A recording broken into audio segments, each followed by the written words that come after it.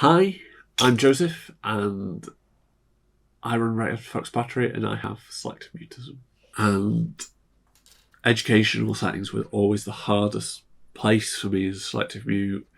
I wouldn't have finished school and college if it weren't for the fact I had a close group of friends to help me through, and I didn't have them until the final high school that I went to. I went to 3 high schools, and to try and reclaim the difficulty that I had in education, I worked as a teacher for a year and a technician for 4 years in educational settings. And as a technician, they probably wouldn't say I was a quiet person. They'd probably say I was quite loud and authoritarian, to try and keep control of the workshop, which otherwise stressed me out and made me really anxious if I wasn't in control of that situation.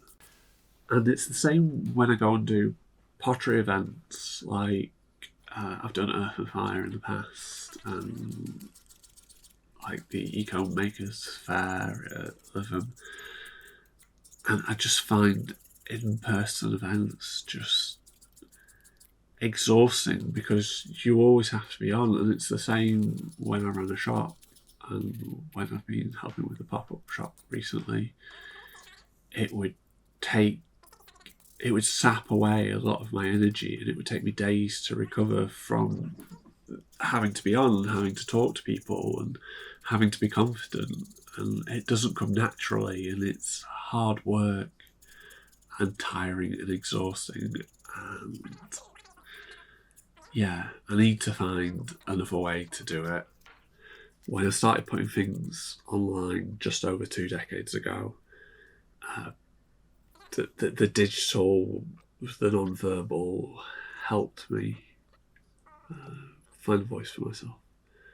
But over the years, it's been eroded by the kind of same severe anxiety that controls my selective mutism, which at the moment is beating my ass, and meaning that even being present online in a non-verbal way feels almost impossible.